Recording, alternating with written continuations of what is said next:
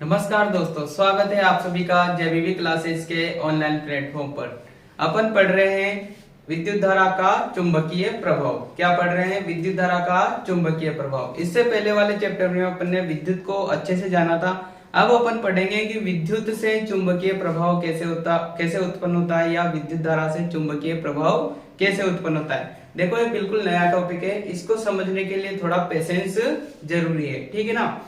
विद्युत धारा का चुंबकीय प्रभाव दोनों एक दूसरे से बहुत रिलेटेड है। विद्युत और चुंबक बहुत ही ज्यादा रिलेटेड है, ठीक है ना। इसको समझने के लिए कुछ कंसेप्ट समझने पड़ते हैं। देखो, विद्युत धारा का चुंबकीय प्रभाव, सबसे पहले जिस भी वैज्ञानिक का नाम, जब भी चुंबकीय प्रभाव आ जाता है विद्युत के क्षेत्र में, तो सबसे पहले एक वैज्ञानिक का नाम याद आता है, ओर्स्टेड। कौन सा वैज्ञानिक? ओर्स्टेड। उन्होंने एक बार क्या किया था कि विद्युत परिपथ के पास जब वो कंपास को लेकर गए। कंपास क्या होता है? दिशा सूचक यंत्र। जानते हो ना कंपास क्या होता है? जिसकी सुई हमेशा उत्तर दक्षिण की ओर निर्देशित होती है। क्या क्या होता है? वो कंपास होता है। जब वो किसी विद्युत परिपथ के पास कंपास को लेकर गए, तो उसकी सुई उत्तर दक्षिण में न ठहरकर थोड़ी थोड़ी विक्षेपित हुई इधर उधर, ठीक है ना। तो जब परिपथ में विद्युत धारा बंद करी तो उसमें कोई विक्षेपण नहीं था। जब उसमें परिपथ में विद्युत धारा चलाई तो उसमें थोड़ा सा विक्षेपण आया। उसको समझने का प्रयास करते हैं। देखो, ओर्स्टेड ने किस प्रकार से प्रयोग किया था, तो क्या पढ़ेंगे अपन? ओर्स्टेड का प्रयोग। उन्होंने एक परिपथ बनाया, परिपथ में कुंजी, बैटरी और एक धारा नियंत्रक लिया। धारा नियंत्रक जानते हो ना, प्रतिरोध को कम ज्यादा करने का जो उपकरण होता है या जो युक्ति होती है, वो क्या कहलाती है? धारा नियंत्रक। तो इसका एक श्रेणी क्रम में विद्युत परिपथ बना दिया। क्या क्या जोड़ी उन्होंने? बैटरी जोड़ी, कुंजी जोड़ी और धारा नियंत्रक लिया, और एक दिक्सूचक यानी कि कंपास इस परिपथ के पास रख दिया। ये इसमें जुड़ा हुआ नहीं होता कि जैसे मैंने चित्र में बना रखा है, आप सोच लो कि तारों से जुड़ा हुआ है, नहीं। ये परिपथ के पास रखा है, यानी कि तार के ऊपर, मान लो कि तार के ऊपर ये दिक्सूचक रखा है। अभी कुंजी ऑफ है, यानी कि विद्युत धारा प्रवाहित नहीं हो रही। फिर जैसे ही उन्होंने विद्युत धारा प्रवाहित की, उन्होंने देखा कि विद्युत धारा प्रवाहित हो रही है, तो इस जो कंपास था, दिक्सूचक था, इसकी सुई में क्या हुआ? थोड़ा सा विक्षेपण हो गया। ये पहले सीधी थी, ऊपर नॉर्थ मान लो, थोड़ी देर के लिए मान लो कि ऊपर नॉर्थ है, नीचे साउथ है, एकदम सीधी थी ऐसे, ठीक है ना। जैसे ही उन्होंने विद्युत धारा प्रवाहित की, ये नॉर्थ साउथ को छोड़कर थोड़ी सी इधर उधर खिसक गई। मान लो इधर खिसक गई हो, सुई का विक्षेपण किधर आ गया? इधर आ गया। इधर आ गया, थोड़ी सी, जैसे सीधी थी तो ऐसे हो गई थोड़ी सी, ठीक है ना। तो ये सुई में विक्षेपण आया। क्या आया? सुई में विक्षेपण आया। अब उन्होंने क्या किया? धारा नियंत्रक की सहायता से प्रतिरोध को कम ज्यादा किया।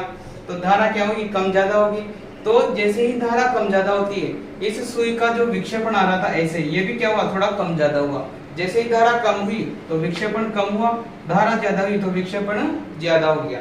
फिर उन्होंने सोचा क्यों ना बैटरी को उल्टा लगा दिया जाए। पहले प्लस इधर था, माइनस इधर था। अब उन्होंने सोचा कि बैटरी को उल्टा लगाते हैं ताकि धारा की दिशा भी क्या हो जाएगी? चेंज हो जाएगी। पहले धारा प्लस से माइनस की ओर जा रही थी, ये धारा कैसी जा रही थी? प्लस से माइनस की ओर जा रही थी, ठीक है ना। ये प्लस से माइनस की ओर धारा जा रही थी। अब उन्होंने क्या किया? बैटरी को उल्टा लगा दिया, इधर माइनस कर दिया, इधर प्लस कर दिया। अब धारा की दिशा कैसे हो जाएगी? इधर से इधर की ओर, यानी कि इधर क्या जा रही है? धारा आई।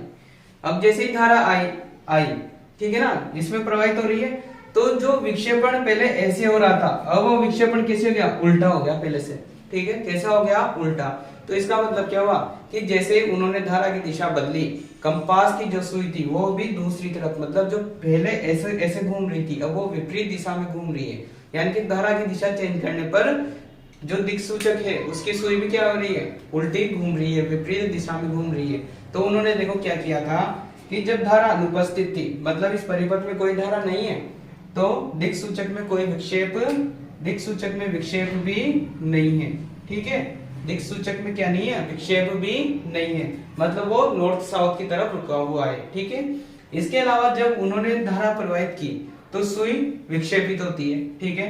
इसमें भी धारा प्रवाहित हो रही है, इसमें भी धारा प्रवाहित हो रही है। इसमें सुई ऐसे घूम रही है, उसमें सुई ऐसे घूम रही है, इधर से इधर की ओर, ठीक है। मतलब जस्ट अपोजिट, पहले वाले की कंडीशन पे।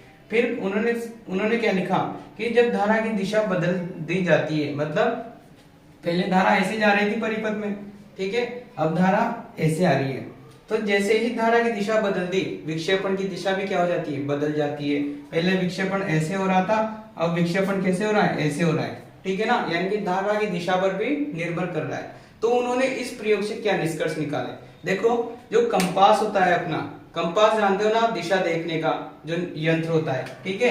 एक डिब्बी में ऐसे चुंबकीय सुई लगी होती है जो हमेशा ऊपरी सिरा नॉर्थ की तरफ ठहरता है इसका, और ये जो पीछे का शीशा होता है ये साउथ की तरफ ठहरता है। क्योंकि अपनी पृथ्वी में भी क्या होता है, चुंबकीय क्षेत्र होता है, अपन सब जानते हैं ऐसे चुंबकीय क्षेत्र होता है, चारों तरफ चुंबकीय बल रेखाएं निकलती है।